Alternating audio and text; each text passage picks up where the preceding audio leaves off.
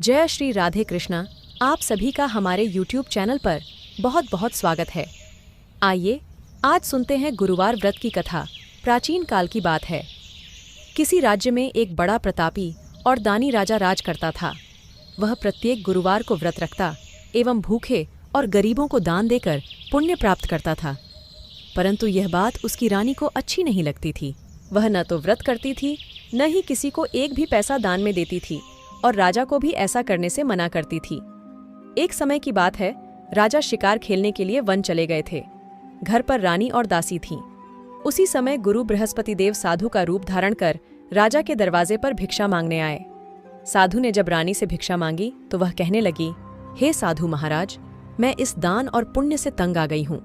आप कोई ऐसा उपाय बताएं जिससे कि सारा धन नष्ट हो जाए और मैं आराम से रह सकूं। बृहस्पति देव ने कहा, हे देवी, तुम बड़ी विचित्र हो। संतान और धन से कोई दुखी होता है। अगर अधिक धन है तो इसे शुभ कार्यों में लगाओ। कुंवारी कन्याओं का विवाह कराओ। विद्यालय और बाग बगीचे का निर्माण कराओ, जिससे तुम्हारे दोनों लोग सुधरें। परंतु साधु की इन बातों से रानी को खुशी नहीं हुई। उसने कहा कि मुझे ऐसे धन की आवश्यकता नहीं है जिसे मैं दान दूं और जिसे संभालने में मेरा सारा समय नष्ट हो जाए। तब साधु ने कहा, यदि तुम्हारी ऐसी इच्छा है तो मैं जैसा तुम्हें बताता हूँ तुम वैसा ही करना। गुरुवार के दिन तुम घर को गोबर से लीपना, अपने केशों को पीली मिट्टी से धोना, केशों को धोते समय स्नान करना, राजा से हजामत बनाने को कहना, भोजन में मांस मदिरा खाना, कपड़ा धोबी के यहाँ धुलने डालना। इस प्रकार 7 बृहस्पतिवार करने से तुम्हारा समस्त धन नष्ट हो जाएगा। इतना कहकर साधु रूपी बृहस्पति देव अंतर्ध्यान हो गए। साधु के अनुसार कही बातों को पूरा करते हुए रानी को केवल 3 बृहस्पति, इस प्रकार 7 बृहस्पतिवार करने से तुम्हारा समस्त धन नष्ट हो जाएगा। इतना कहकर साधु रूपी बृहस्पति देव अंतर्ध्यान हो गए। साधु के अनुसार कही बातों को पूरा करते हुए रानी को केवल 3 बृहस्पतिवार ही बीते थे कि उसकी समस्त धन संपत्ति नष्ट हो गई। भोजन के लिए राजा का परिवार तरसने लगा। तब एक दिन राजा ने रानी से बोला कि हे रानी, तुम यहीं रहो, मैं दूसरे देश को जाता हूँ, क्योंकि यहाँ पर सभी लोग मुझे जानते हैं, इसलिए मैं कोई छोटा कार्य नहीं कर सकता। ऐसा कहकर राजा परदेश चला गया। वहाँ वह जंगल से लकड़ी काट कर लाता और शहर में बेचता। इस तरह वह अपना जीवन व्यतीत करने लगा। इधर राजा के परदेश जाते ही रानी और दासी दुखी लगी।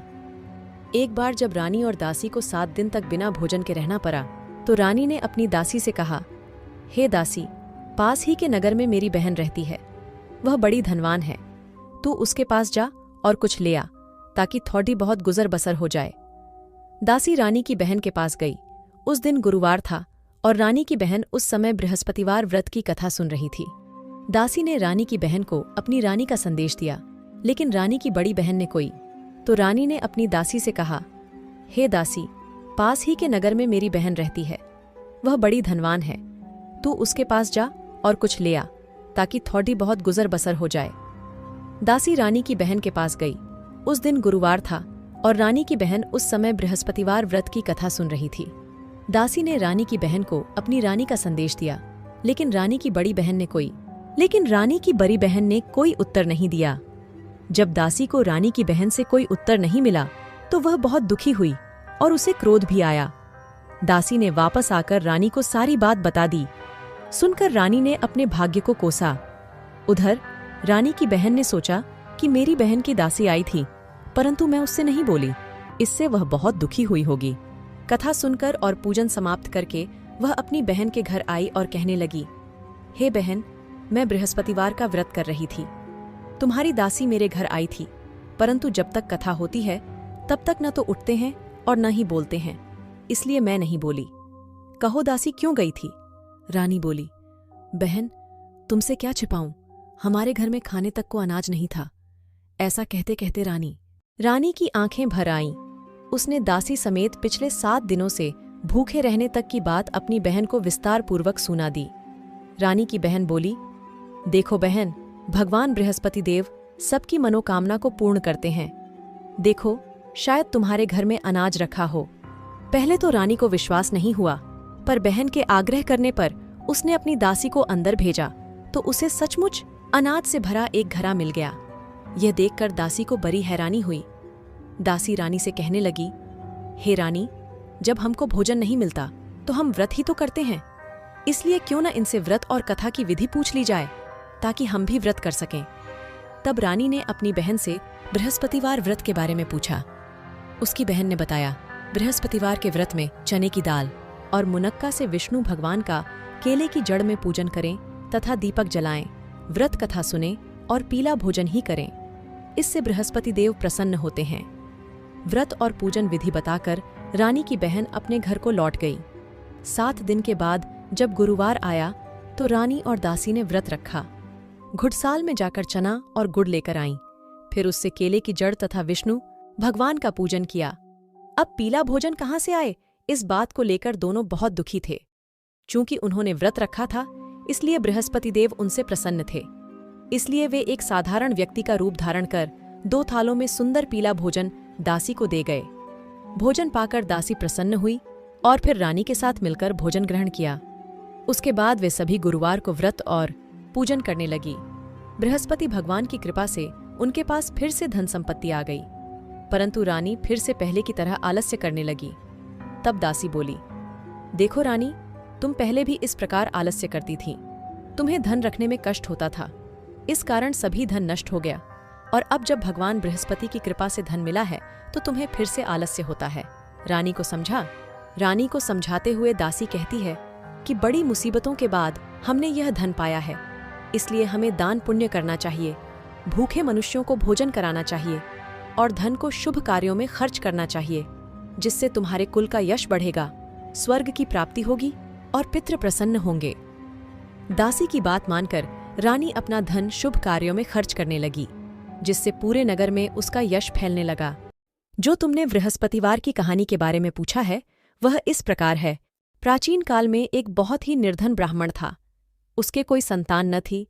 वह नित्य पूजा पाठ करता, उसकी स्त्री न स्नान करती और न किसी देवता का पूजन करती। इस कारण ब्राह्मण देवता बहुत दुखी रहते थे।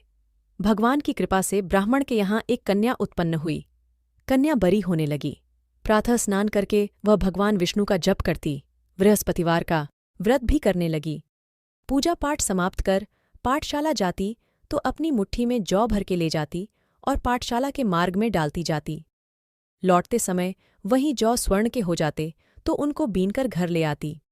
एक दिन वह बालिका सूप में उन सोने के जौ को फटक कर साफ कर रही थी कि तभी उसकी माँ ने देख लिया और कहा कि हे बेटी, सोने के जौ को फटकने के लिए सोने का सूप भी तो होना चाहिए। दूसरे दिन गुरुवार था। कन्या ने व्रत रखा और बृहस्पति देव से सोने का सूप देने की प्रार्थना की। बृहस्पति देव ने उसकी प्रार्थना स्वीकार कर ली। रोजाना की तरह वह कन्या जौ फैलाती हुई पाठशाला चली गई। पाठशाला से लौटकर जब वह जौ बीन रही थी तो बृहस्पति देव की कृपा से उसे सोने का सूप मिला। उसे वह घर ले आई और उससे जौ साफ करने लगी, परंतु उसकी माँ का वही ढंग रहा। एक दिन की बात है, कन्या सोने के सूप में जब जौ साफ कर रही थी, उस समय उस नगर का राजकुमार वहां से निकला। कन्या के रूप और कार्य को देखकर वह उस पर मोहित हो गया। राजमहल आकर वह भोजन तथा जल त्याग कर उदास होकर लेट गया। राजा को जब राजकुमार द्घारा अन्न जल त्यागने का समाचार ज्ञात हुआ तो अपने मंत्रियों के साथ वह अपने पुत्र के पास गया और कारण पूछा। राजकुमार ने राजा को उस लड़की के घर का पता भी बता दिया। मंत्री उस लड़की के घर गया। मंत्री ने ब्राह्मण के समक्ष राजा की ओर से निवेदन किया। कुछ ही दिन बाद ब्राह्मण की कन्या का विवाह राजकुमार के साथ संपन्न हो गया। कन्या के घर से जाते ही ब्राह्मण के घर में पहले की भांति गरीबी का निवास हो गया। एक दिन दुखी होकर ब्राह्मण अपनी पुत्री से मिलने गए। बेटी ने पिता की अवस्था को देखा और अपनी माँ का हाल पूछा। ब्राह्मण ने सभी हाल कह सुनाया। कन्या ने बहुत सा धन देकर अपने पिता को विदा कर दिया, लेकिन कुछ दिन बाद फिर वही हाल हो गया।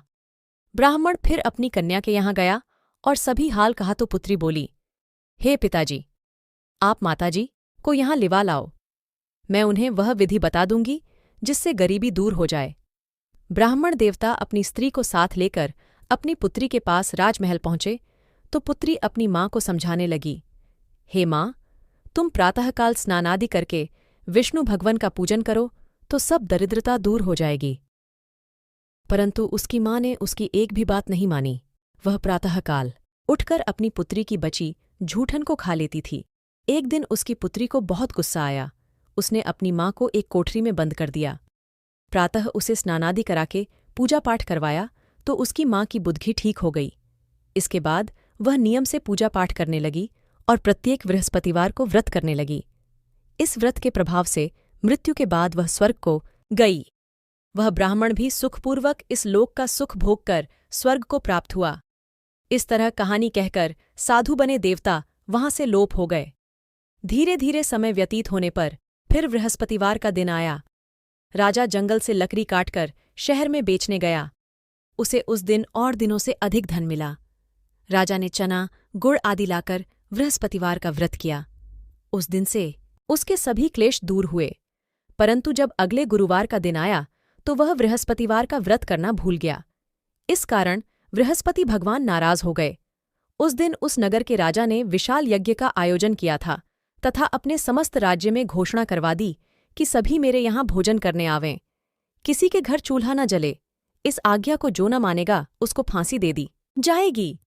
राजा की आज्ञानुसार राज्य के सभी वासी राजा के भोज में सम्मिलित हुए, लेकिन लकड़हारा कुछ देर से पहुंचा, इसलिए राजा उसको अपने साथ महल में ले गए। जब राजा लकड़हारे को भोजन करा रहे थे तो रानी की दृष्टि उस खूंटी पर पड़ी जिस पर उसका हार लटका हुआ था। उसे हार खूंटी पर लटका दिखाई नहीं दिया। रानी को निश्चय हो गया कि मेरा हार इस लकड़हारे ने चुरा लिया है। उसी समय सैनिक बुलवाकर उसको जेल में डलवा दिया। लकड़हारा जेल में विचार करने लगा कि न जाने कौन से पूर्वजन्म के कर्म से मुझे यह दुख प्राप्त हुआ है, और जंगल में मिले साधु को याद करने लगा।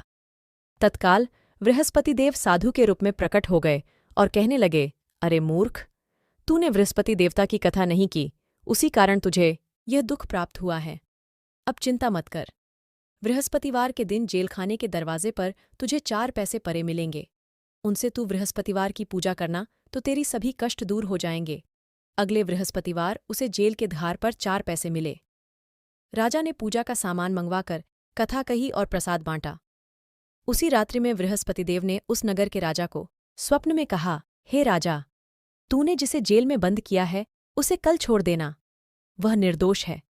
राजा प्रातःकाल उठा और खूंटी पर हार टंगा देखकर लकड़हारे को बुलाकर क्षमा मांगी तथा राजा के योग्य सुंदर वस्त्र आभूषण भेंट कर उसे विदा किया। गुरुदेव की आज्ञानुसार राजा अपने नगर को चल दिया। राजा जब नगर के निकट पहुंचा तो उसे बड़ा ही आश्चर्य हुआ। नगर में पहले से अधिक बाग, तालाब और कुएं तथा बहुत सी धर्मशालाएं, मंदिर आदि बने हुए थे। राजा ने पूछा कि यह किसका बाग और धर्मशाला है? तब नगर के सब लोग कहने लगे कि यह सब रानी और दासी द्वारा बनवाए गए हैं। राजा को आश्चर्य हुआ और गुस्सा भी आया कि उसकी अनुपस्थिति में रानी के पास धन कहाँ से आया होगा। जब रानी ने यह खबर सुनी कि राजा आ रहे हैं तो उसने अपनी दासी से कहा, हे दासी, देख, राजा हमको कितनी बुरी हालत में छोड़ गए थे। वह हमारी ऐसी हालत देखकर लौट न जाएं, इसलिए तू दरवाजे पर खड़ी हो जा। रानी की आज्ञानुसार दासी दरवाजे पर खड़ी हो गई और जब राजा आए तो उन्हें अपने साथ महल में लिवा लाई। तब राजा ने क्रोध करके अपनी तलवार निकाली और पूछने लगा, बताओ, यह धन तुम्हें कैसे प्राप्त हुआ है? तब रानी ने सारी कथा कह सुनाई। राजा ने निश्चय किया कि मैं रोजाना दिन में 3 बार कहानी कहा करूंगा और रोज व्रत किया करूंगा। अब हर समय राजा के दुपट्टे में चने की दाल बंधी रहती तथा दिन में 3 बार कथा कहता। एक रोज राजा ने विचार किया कि चलो अपनी बहन के यहाँ हो आऊं। इस तरह का निश्चय कर राजा घोड़े पर सवार हो अपनी बहन के यहाँ चल दिया। मार्ग में उसने देखा कि कुछ आदमी एक मुर्दे को लिए जा रहे हैं। उन्हें रोककर राजा कहने लगा, अरे भाइयों, मेरी बृहस्पतिवार की कथा सुन लो। वे बोले, लो, हमारा तो आदमी मर गया है, इसको अपनी कथा की परी है। परंतु कुछ आदमी बोले, अच्छा कहो, हम तुम्हारी कथा भी सुनेंगे। राजा ने दाल निकाली और कथा कहनी शुरू कर दी। जब कथा आधी हुई तो मुर्दा हिलने लगा और जब कथा समाप्त हुई तो राम राम करके वह मुर्दा खड़ा हो गया। राजा आगे बढ़ा। उसे चलते चलते शाम हो गई। आगे मार्ग में उसे एक किसान खेत में हल चलाता मिला। राजा ने उससे कथा सुनने का आग्रह किया, लेकिन वह नहीं माना। राजा आगे चल पड़ा। राजा के हटते ही बैल पछार खाकर गिर गए तथा किसान के पेट में बहुत जो रस से दर्द होने लगा, राजा अपनी बहन के घर पहुंच गया। बहन ने भाई की खूब मेहमानी की। दूसरे रोज प्रातःकाल राजा जागा तो वह देखने लगा कि सब लोग भोजन कर रहे हैं। राजा ने अपनी बहन से जब पूछा, ऐसा कोई मनुष्य है जिसने भोजन नहीं किया हो, जो मेरी बृहस्पतिवार की कथा सुन ले?